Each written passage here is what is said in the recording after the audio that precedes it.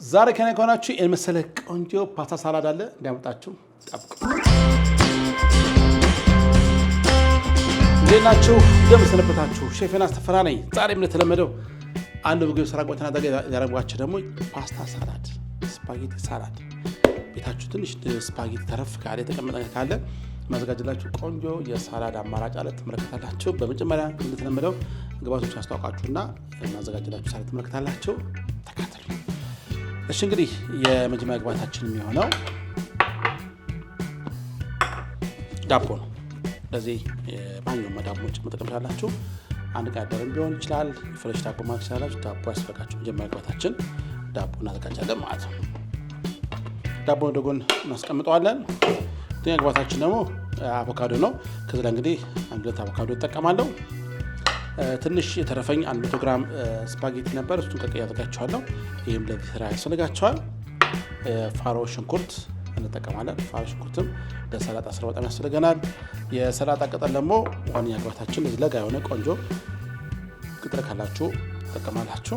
ሌላ ግብአታችን ደግሞ ወለላ ማር ነው። እንደምታዩት ቆንጆ ወለላ ማር ነው። ይሄን በዚህ ማዘጋጅላችሁ ድሬሲንግ አለ በኋላ ትመለከታላችሁ። እንዲሁ ደግሞ ለድሬሲንግ የሚያስፈልገን እንደዚሁ ቆንጆ የለውዝ ቅቤ ያለን ሎሚ አድርገን ዘይት አድርገን ቆንጆ ማዘጋጅላችሁ ድሬሲንግ አለ። እሱ በማድረግ ማዘጋጅላችሁ ምርጥ ሰላጣ አለ። ተካተሉ። በቅድሚያ እንግዲህ ከፋሮ ሽንኩርት መክተፍ እንጀምራለን። ፋሮ ሽንኩርቱ እንግዲህ ይህችን ያክል በቂያችሁ ነች። ይህችን በቀጭኗ እንደዚያ ግን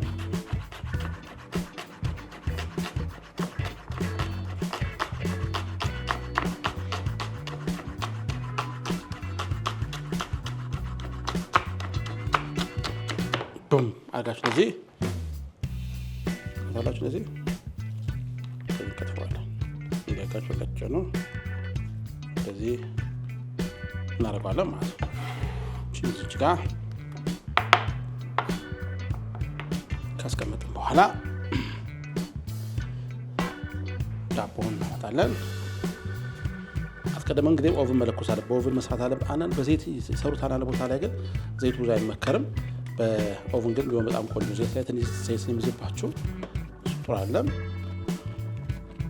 እንዲያርገን ኦቭን ከሌላችሁ ግን በዘይት ጠብሳችሁ ይችላላችሁ። አሁን ሰራው ስራ ይሄ ለሰላጣው በጣም ያጠፍጥላችሁ ይሄኛው ግብአቱ ዳቦ ነው። እንዲያርገን ዳቦውን እንደዚህ ቆርጠዋለን።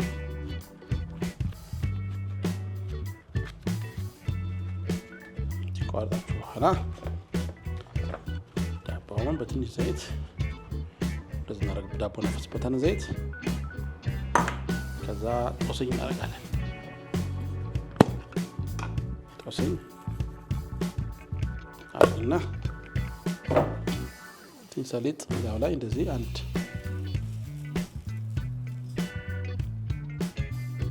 ትንሽ ጨው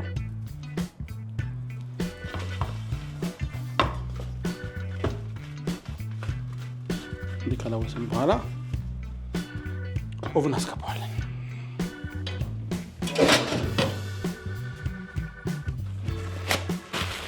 ኦቭን ካስገባ በኋላ ማካያችንን ሰላጣ እናደርጋለን። አሁን ሰላጣችንን እንመርጣለን። ከዚህ ላይ ቆንጆን ሰላጣ እንመርጣለን።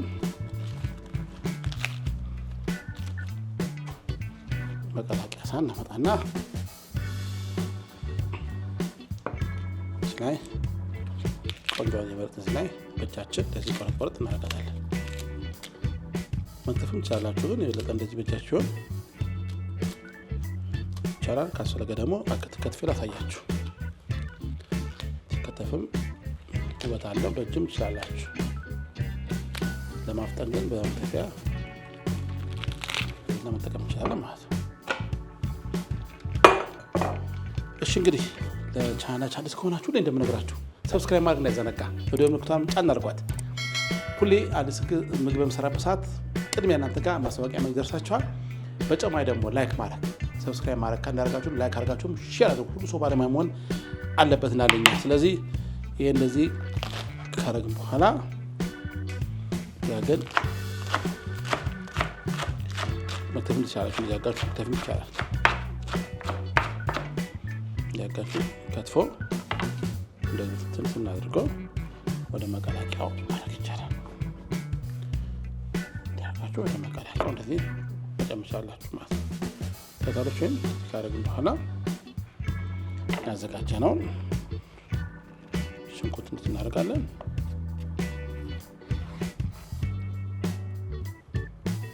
ይገባል። አካባቢያችንን ጽድት ማድረግ መልመድ አለብን። ስጓች በዚህ እንድንሰራ። ከዛ በኋላ ያዘጋጀነውን ስፓጌቲ እዚያ እንጨምራለን። እንዲያርጋቸው ብዙ እንግዳ የለኝም፣ መጠን አድርጌ የምሰራው እንደዚህ አድርገን ይለውሳል ማለት ነው። ደግሞ የድሬሲንግ አሰራር አሳያችሁ።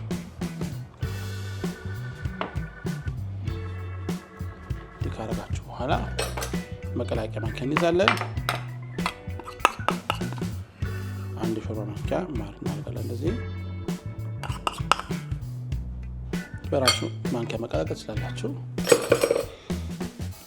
ካረግን በኋላ አንድ ሾርባ ማንኪያ ሎሚ ጭማቂ፣ ዘይት። ሾርባ ማንኪያችን መለካ በጣም ቆንጆ ነው። 4 ተኩል የሚያስፈልገን 1 2 3 4 እና ተኩል ያስፈልገናል።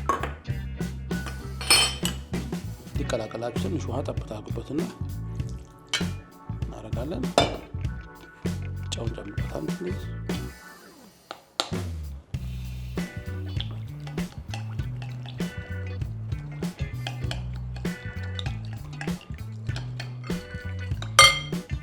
ካረግን በኋላ የለውዝ ቅቤ በሻይ ማንኪያ 1 እንደዚህ እናደርግበታለን።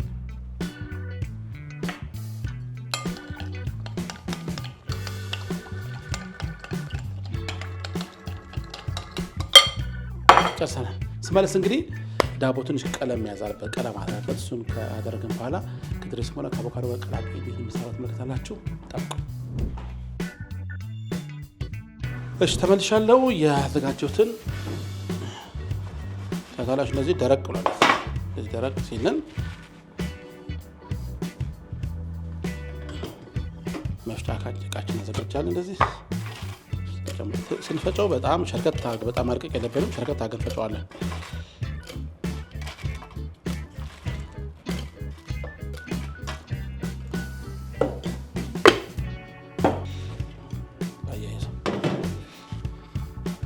ካረግን በኋላ ያዘጋጀውን አቮካዶ እንደዚህ እንጨምራለን። አቮካዶ እንደዚህ ይቀላቀላል። አቮካዶ አቮካዶ ከሰላጣው ጋር እንዲገናኝ እንደዚህ ካናጋ እናደርገዋለን። ስራቱ የሚፈጥረው ጣዕም አለ እዛ። አቮካዶ የሚፈጥረው ጣዕም አለ እዛ። እንዲህ ካረጋችሁ በኋላ ድሬሲንጉን እንጨምራለን።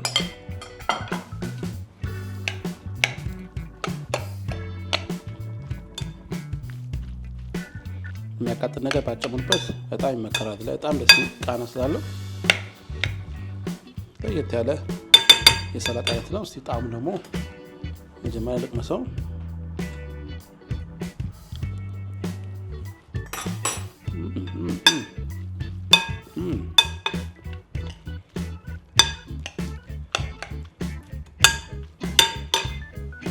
ፈጭቼ ደግሞ ከላይ አድርጌ እንዲታገን ገብታ እንደምዛል ትመለከታላችሁ።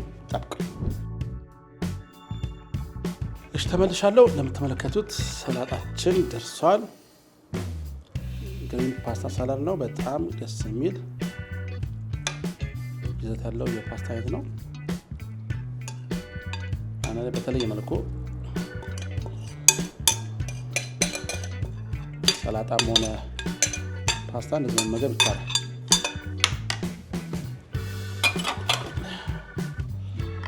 እናደርጋለን።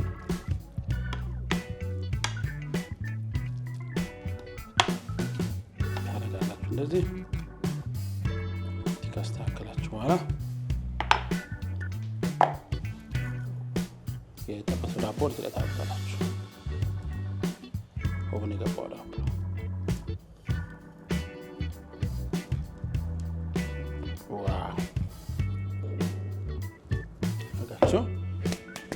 የተቦካ ነገር ትንሽ እንደዚህ ወጣ ነገሮች ይታዩ ወጣ አድርጉት እና ቅመሱት። የሚገርም ጣዕም ያለው የሚገርም እናደርጋለን። ፓስታውን ከዳቦ ጋር እንደዚህ እናገናኛለን። እዚህ ጋር አቮካዶ ነገር አለች።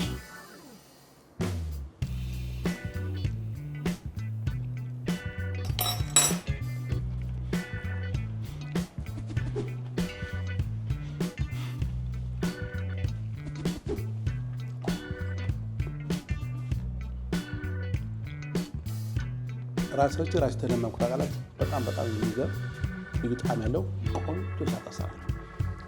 በጣም ወድጄዋለሁ። ዋው አጥቶ ቁርጥ ያጋነንኳለን። በጣም ትወዱታላችሁ። በዚህ መልክ ስሩና ቀመሱት። እጃችሁ እንደኔ ስማላችሁ። ጉርሻ ከሼፍ ዮናስ ጋር ዛሬ ይሄን ምስል ነበር። በሌላ ፕሮግራም በሌላ ምግብ አገኛችኋለሁ። በጣም ወዳችሁ ቻው